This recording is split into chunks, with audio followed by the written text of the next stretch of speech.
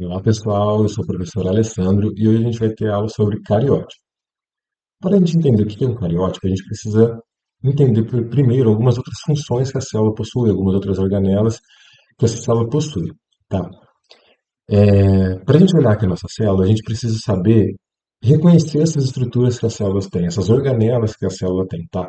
Então aqui a gente pode ver o retículo endoplasmático liso, o retículo endoplasmático rugoso, o complexo de Golgi, a mitocôndria, lisossomos.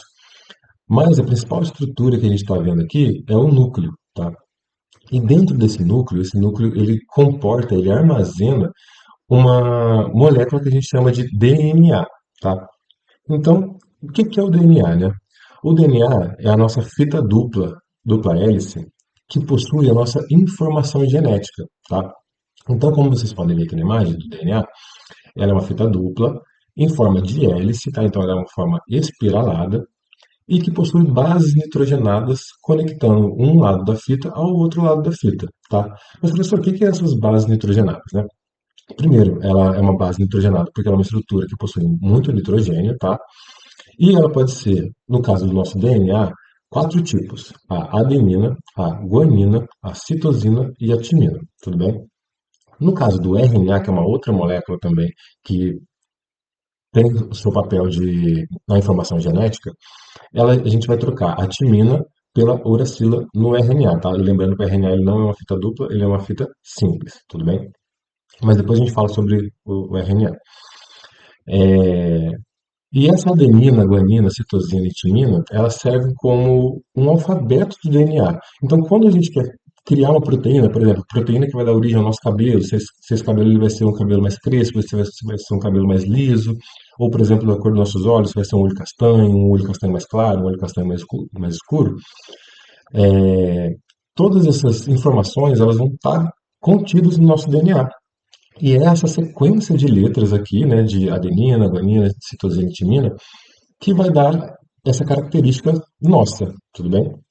Então você vai ter uma proteína que vai ler essas informações e vai produzir a cor dos nossos olhos, o tipo de cabelo, cor de pele, altura, enfim, nossas características, tudo bem? Então, como a gente viu, a principal função do DNA é armazenar o nosso material genético, a nossa informação genética, né? Então, quando a gente quiser, por exemplo, produzir uma proteína, a proteína que vai dar origem ao cabelo ou à cor dos olhos, esse DNA ele se abre, como vocês estão vendo aqui, ó, tá vendo? A molécula de DNA que estava espiralada, ela se abre, e você tem um RNA, e aí sim, aquele RNA que a gente viu no slide passado, fazendo a leitura dessa parte da fita de DNA para depois uma outra proteína ler esse RNA e dar origem, então, à cor do nosso olho, ao tipo de cabelo que a gente tem, tudo bem? E como que esse DNA ele vai se organizar, tá? Então, como a gente viu, né, ele é uma fita dupla que está espiralada e ela começa a condensar e a se enrolar em proteínas chamadas de estonas, tá? Essas proteínas são proteínas que se organizam em quatro proteínas, tá? Esse DNA espiralado ele vai se enrolar nessas estonas para que ele fique mais condensado ainda, como se fosse um carretel de linha, né? Analogicamente falando, como se ele fosse como se o DNA fosse a linha e as estonas fossem o carretel e o DNA fosse se enrolando nessas estonas. E ele se enrola tanto que ele fica muito compacto e próximo, podendo ser chamado de nucleossomo. E o conjunto de nucleossomos forma uma cromatina, que é uma molécula de única fita, como se fosse um tubo, né? Nesse formato de tubo que vocês estão vendo aqui na imagem. E depois essa cromatina ela vai se organizar no cromossomo propriamente dito, tudo bem? Então, a gente precisa lembrar que o cromossomo, ele nada mais é do que o nosso DNA todo condensado, na forma mais condensada possível, tudo bem? Só para a gente lembrar também, o DNA, quando ele está nessa forma aqui, não condensado, a gente chama ele de DNA na forma ativa. Então é nessa forma aqui que a gente vai produzir proteínas, que o nosso RNA vai conseguir ler esse código genético para produzir proteínas. Aqui nessa forma de cromossomo, na forma mais condensada, ele não consegue produzir proteínas, tá? Então o DNA ele se organiza em cromossomo numa fase específica do desenvolvimento ou só quando a gente precisa. A gente vai entender quando é isso, tá bom? Então, o que é um cromossomo, né? O cromossomo, então, como eu falei, ele é a parte mais condensada do DNA, né? Ele é a forma mais condensada do DNA. É, então, a molécula de DNA está toda condensada aqui nas estonas, como eu falei para vocês, e ele possui algumas características físicas, algumas estruturas desse cromossomo. Por exemplo, a parte de cima ela é chamada de telômeros, não só a parte de cima, né? A parte de cima e também a parte de baixo. Ele possui uma estrutura chamada de telômero. E esse telômero ele funciona como se fosse uma proteção do DNA, uma proteção desse cromossomo. Por quê? Quando a célula divide, um pedacinho desse cromossomo, um pedacinho desse telômero, ele é perdido a cada divisão. Então, quanto mais as células dividem, mais os telômeros são perdidos. E o que, que isso pode acarretar? Isso acarreta esses telômeros, eles são partes do DNA que não são partes codificantes, ou seja, são informações lá do DNA que não vão dar origem a proteínas, não vão dar origem a coisas importantes do nosso DNA. Então, elas podem ser perdidas. Então, quando essa célula vai se dividindo, esse telômero vai sendo cortado, vai sendo perdido um pouquinho, até chegar a uma fase onde ele é praticamente todo perdido. E o que que acontece? Quando esse DNA, quando essa parte do cromossomo, né, quando esse DNA ele é perdido, ele expõe partes funcionais do DNA. E o que que acontece quando essas partes do DNA são expostas? Elas podem ser, elas podem sofrer mutações.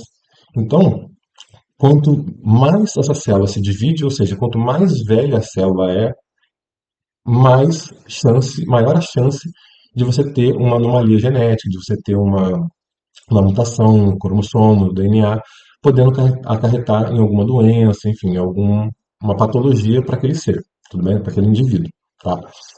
Então, esse telômero ele serve também como uma proteção para os cromossomos, tá?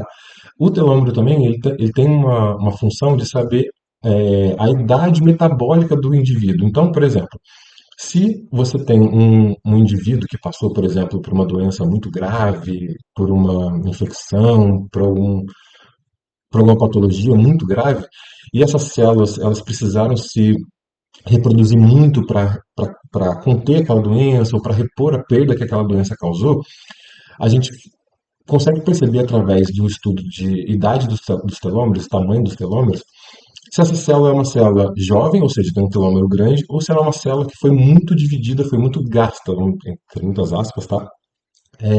Porque ela possui um telômero pequeno, entendeu? Então, um idoso, uma pessoa com idade mais avançada, ela vai ter um telômero menor do que uma pessoa jovem, porque essas células que estão nesse idoso, ela é uma célula que já se reproduziu muitas vezes, já se dividiu muitas vezes. Então, esse telômero ele foi gasto.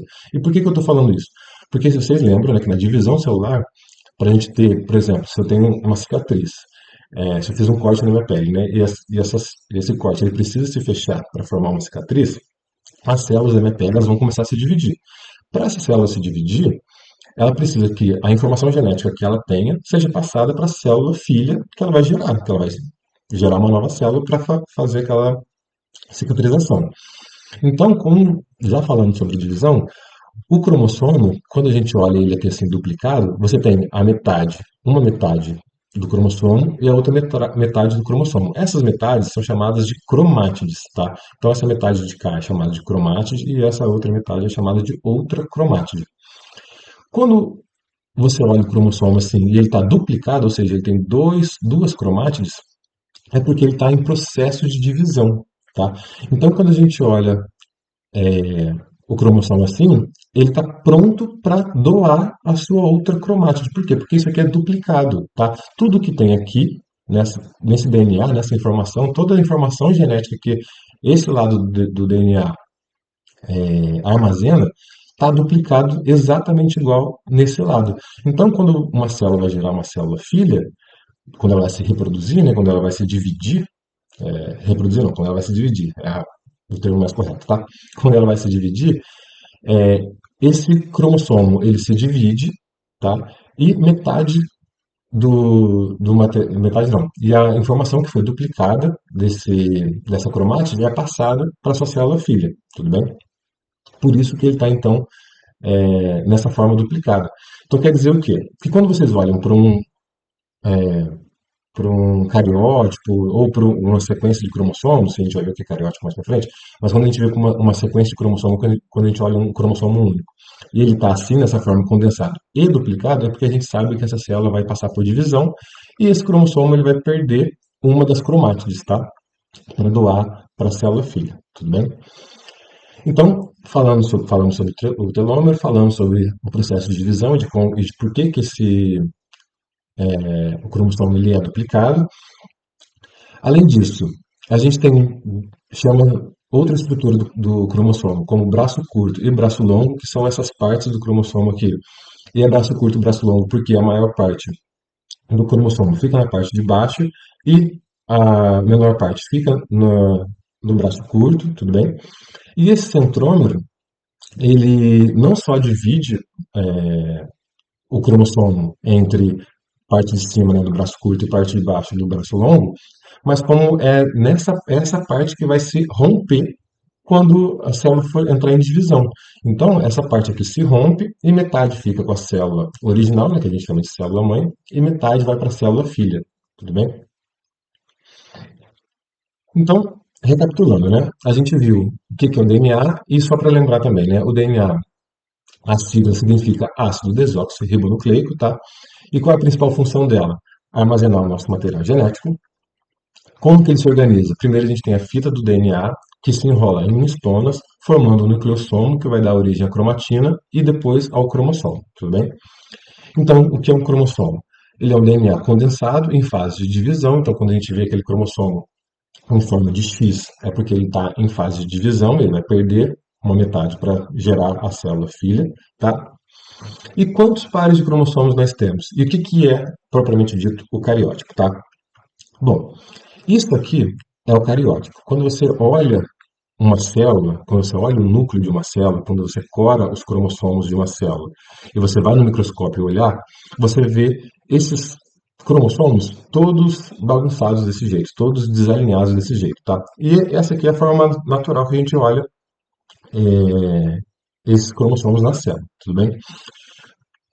Isso aqui é o cariótipo, tá? Então, quando você olha o conjunto de cromossomos, você está vendo o cariótipo de cada célula, de cada indivíduo. Só que esse cariótipo aqui, ele não está dizendo muita coisa para a gente. Qual é a nossa função? A nossa função é organizar os pares de cromossomos, para a gente formar, então, um painel de cariótipo, tudo bem? Então, todo cromossomo, ele possui um par. Eles se organizam em pares e são pares correspondentes. Correspondentes como? Por exemplo, por tamanho, tá? Então você tem os maiores pares de cromossomos, que a gente chama de par de cromossomo 1, eles são os maiores cromossomos, seguido pelo 2, o 3, o 4, até o 23. Isso aqui é organizado por tamanho, sempre por tamanho, tudo bem? Então você pega o maior cromossomo com o seu devido par e chama ele de par de cromossomo 1 até o 22, que aí é por tamanho. O 23, o par de cromossomo 23, ele é o par de cromossomo sexual.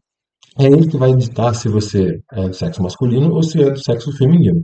Então, se é XX, se esse par de cromossomo ele é XX, é, é uma pessoa do sexo feminino.